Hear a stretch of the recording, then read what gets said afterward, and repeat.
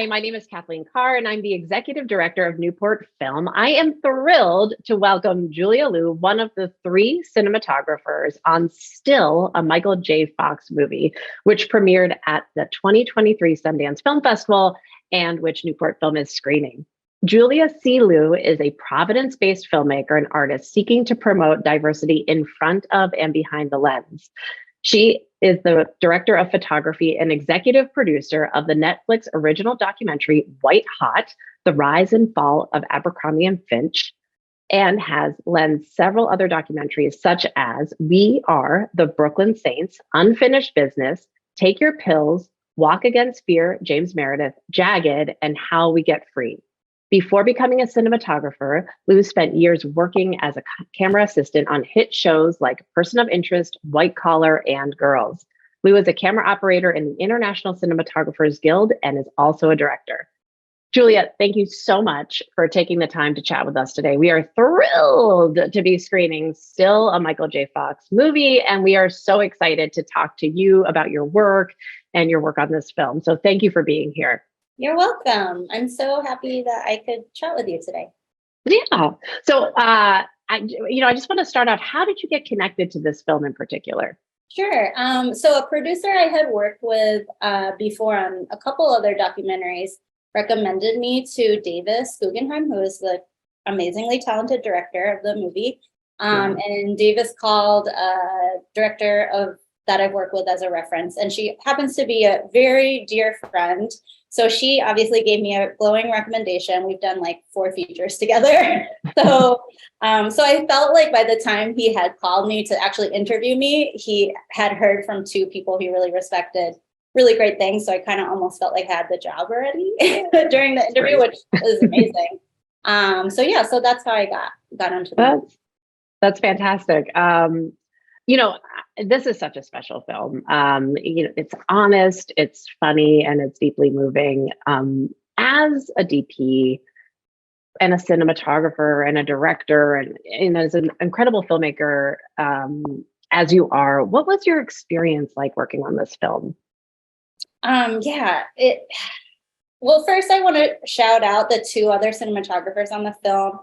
C. Kim Miles, who shot like these incredible historical reenactments of young Michael J. Fox.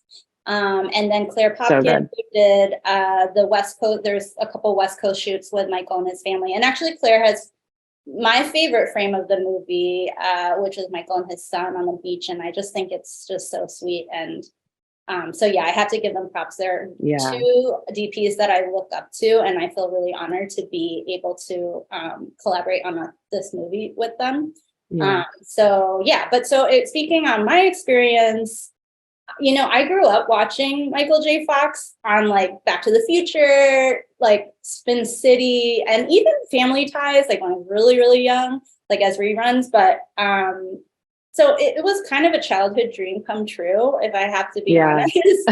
I believe you. Yeah, like my parents are immigrants from Taiwan, and so they're not people who are interested in Hollywood at all. They don't know any modern actors, kind of, and they know who Michael J. Fox is because he is that level of iconic.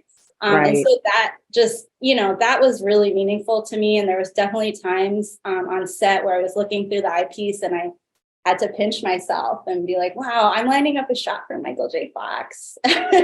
so that was just, it felt like a huge honor. And honestly, I want to say that I think that feeling was, I wasn't alone. Like the crew, if you're a movie nerd, which most crew members are, right.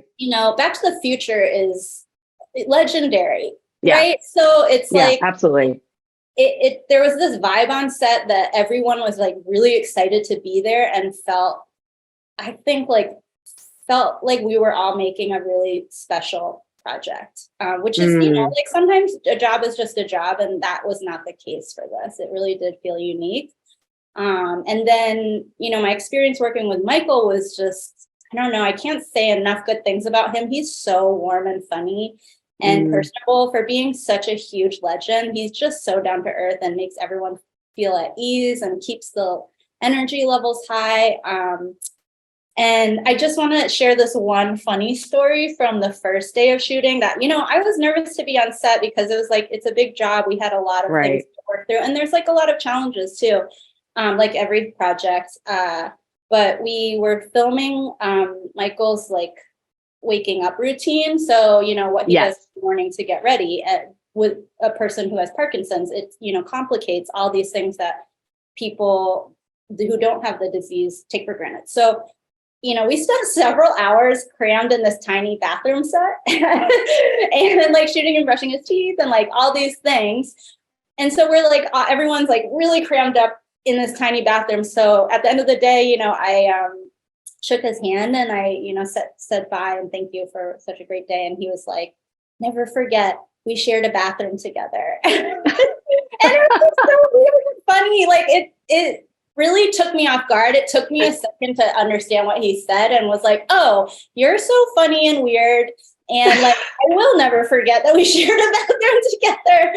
So yeah, so that just was like, wow. And that was the start of a great run of shooting. So I have to say, watching the film, hearing you describe that just shines. Like it's so joyful, and it telegraphs his personality so authentically, and it brings you back to that joy that you felt the first time you saw Back to the Future, and who he was, and when we were all young and kind of forming, Totally.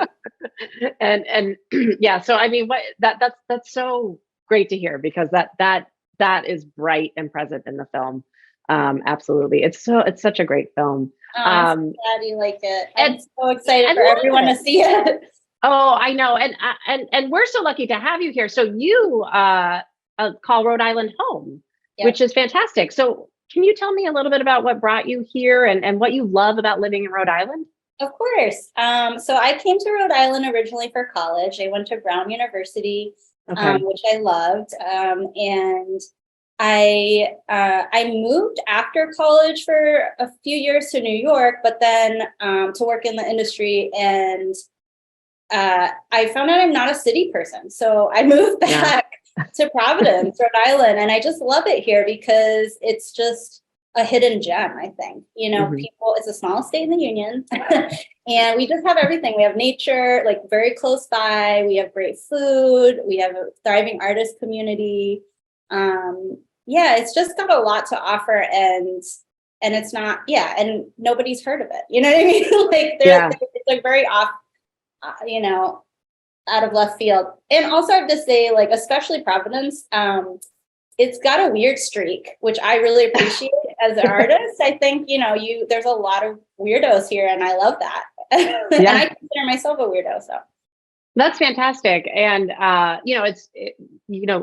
Rhode Island, it does have so much here, so much to offer. And it's so interesting because I think a lot of people feel like if you want to work in the industry, you have to move to New York or LA. And so you've been able to defy that. And I'm just curious, like, how it seems like you're doing okay doing that. So so far. So that's a lot of people do say that it's New York or LA, but that's not true. There's like a Rhode Island. There's a few projects that come to Rhode Island every year, but there's a lot of stuff that comes to Boston. So so I'm lucky enough to work in Boston as well, which is like an hour away. So it's and a lot of people do that commute.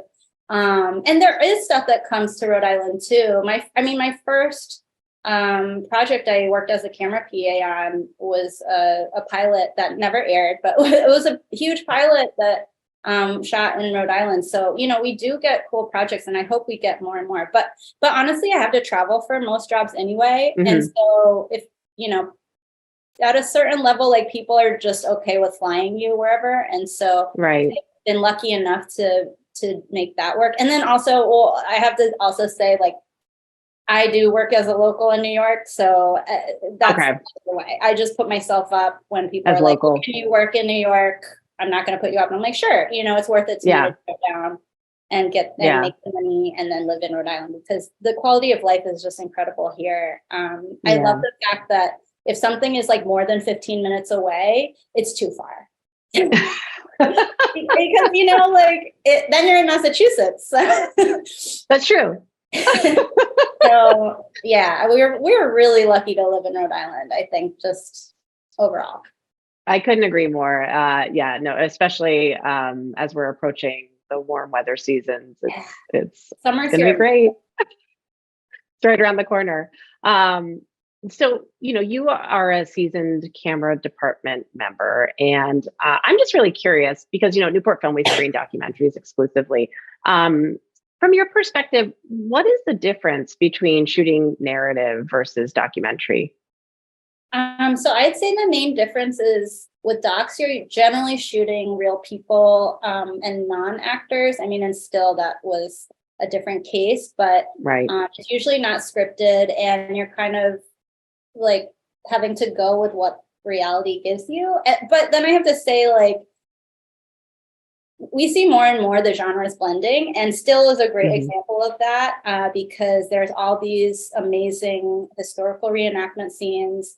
And then also I think the backbone of the film are these very intimate, beautiful, and raw interviews with Michael that were not scripted, of course. And that really is the narrative thread throughout. But a lot of the scenes that I filmed with Michael were filmed a little bit like a narrative or a lot like a narrative where we rehearsed, had a a second team actor who stood in for Michael, and we could light with him and rehearse with him beforehand. And we had a storyboard, which is like really, that's super nice because, Davis had such a specific, first it kind of varied, but for some scenes he had a really specific idea for how it went, and that was perfect because I was able to achieve that, so I was like, it's just so rewarding when you plan so much and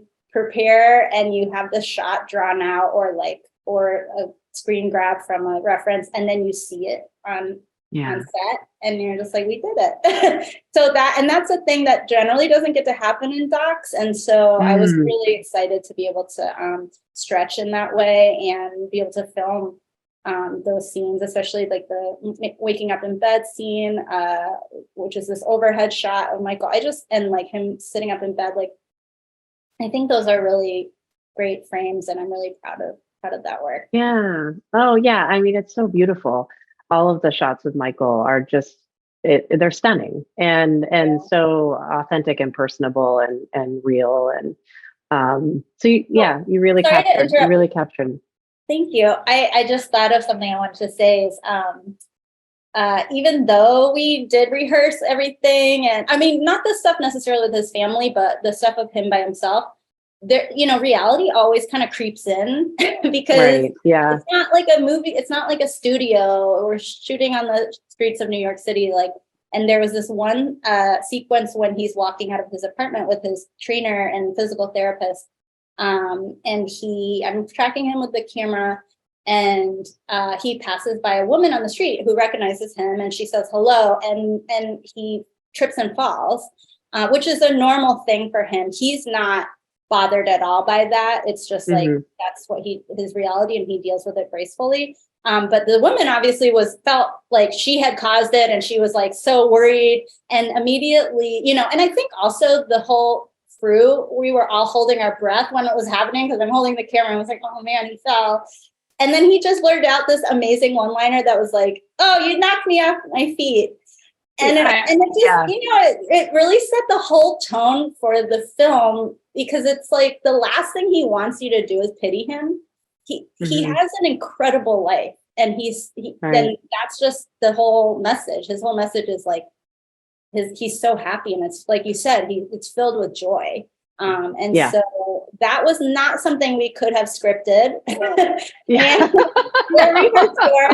it happened, and it was kind of like magic on screen, and it made the cut. Yeah, that's a really memorable part of the film. Absolutely, that scene. I remember, I didn't get to watch the whole thing until it premiered at Sundance. And so I was sitting in the theater, and I think, everybody in the theater held their breath when he fell. And then as soon as he said that line, the crowd erupted in laughter. And that's exactly what I think Davis wanted, also the director. And And so it was so rewarding to just experience that together live, like watching on screen. Yeah. So so I just want to share that quick story. That was not part of the plan. No, thank you for sharing that, because I loved it. I mean, yeah, that was one of those moments where you're like, this guy. Yeah, exactly. You know, He just so great. he's like this. I mean, Yeah. he's a star. You can tell, like, just he's so quick. He's like, yeah, it was so Fantastic. apparent why he reached the levels he has is because he is a star. I want to ask you, from narrative and documentary, are you drawn to one more than the other, or are you equally curious and inspired by both? I think they're really different, and I think they both have things that are amazing about them. And most of my career as a DP has been in documentaries, but as an AC, I worked in narrative for 8 years, and it is really different. Like you said, usually the size of the crew is much bigger on narrative, and it's just it's the completely different way of working, actually. And so I'd say, like, the beauty of doc is that you're really discovering stuff. I think some documentaries it's planned out quite a bit, but it's still, I've never worked on one where they wrote a script and then that was the movie. It kind of happens in the edit, and you see like 5 different edits, and then you get the final, and it's like a totally different movie from the first edit to the last. And I don't always get to see that process, but because for certain films, it's like, for example, the White Hot film that I also executive produced, or I was one of the executive producers. I was also watching all the edits, and just seeing that progression from the first to the last was incredible. I just see like why, the movie gets made in the edit. And so I think with docs, that's especially true. And I think that also is true with narrative too. In general, I mean, still allowed me to get some really fun, beautiful shots, and really, like, we thought about set design. We had the departments represented, like, whereas most docs you're kind of doing everything. And so I guess that's like the nice part of narrative. It's like you can work with production designer and a set decorator, and you get all those people that are 10 times better at their job than like you could have been. But honestly, as a DP, I'll hang curtains. I bring curtains to shoots. Honestly, that is like a secret tip. If you're a doc DP, bring curtains to a set because it'll help you. Sorry, that is a total side. I love that. I'm here for this. I love that. But somebody else hung the curtains on still. So that was great. So what are you working on now? What can we look forward to seeing from you in the future? Yeah, so I also work as a director, and I try to do a passion project a year at least to just maintain my practice as an artist. And so I'm working on 2 passion projects actually right now. I'm directing and shooting with my partner, who's my life partner and film partner, Keith Hayward. And we're making a short doc about our friend who's a 76-year-old fine furniture maker in Lincoln, Rhode Island. And he is incredible. His name's Hank Gilpin, and I just have so much respect for his body of work. And after 50 years, of working and living in the same place, he's thinking about retiring. So I just figured, now's the time to capture some footage of him and listen to him share his knowledge. So that's one. And then I also just did an artist residency at it's an incredible place called the Wedding Cake House Residency in Providence, Rhode Island. Oh yeah. And I shot a 16 millimeter, very experimental art piece with my friends. And and that was just a way to kind of continue my practice in film, because I came up kind of in the digital age, and I have had very few opportunities to work with actual film. And I think I kind of, have become obsessed with it and want to do more. So I was like, you know what, I'll just buy the film. I'll get a free camera package for my friend, and we'll, play around. So those are my 2 passion projects. And then I'm, working on like other stuff, work for hire stuff. I have a Netflix feature that will come out hopefully this year. for Yancey Ford, who is this really incredible director that I now am honored to call my friend. And yeah, and there's just a couple other things in the pipeline that hopefully will get made and you'll see in 2024. That's amazing. That's so great and so inspiring. And I love that you keep a dedicated practice to kind of root you on your ongoing journey. You have to. So thank you for that reminder. We need to keep practices. It is because that's why I feel like everyone who works in film got into it because they're artists at heart, even if you end up not practicing that art on the job. You know, I was a camera assistant for 8 years that I wasn't, and I was a second AC for most of that. So I'm not even like, you know, I'm clapping a slate and like moving camera carts around and doing a lot of like physical and technical labor. But the whole time, you know, I was still shooting on my own because you know, we all have a vision and want to see it realized. Well, it's fantastic. Well, Julia, thank you so much for chatting today. It was such a great honor to talk to you, to have you here in Rhode Island. You're too nice. I really, this was great. I'm so happy that you're screening the film at Newport Film, and I can't wait for the world to see it. I think it's May 12th is I think it's being released for streaming. And so, so watch it now on the silver screen though, in Newport. I know you don't get that opportunity too often. I know. We're looking forward to that. And we know people are really going to love it. It's such an incredible film. Thank you, Julia. Thank you, everyone, for tuning in. Newport Film screens impactful documentaries year-round. You can stay up to date with our latest screenings and events at newportfilm.com and by following us on Instagram at Newport Film. Have a wonderful day. See everyone soon. Bye-bye.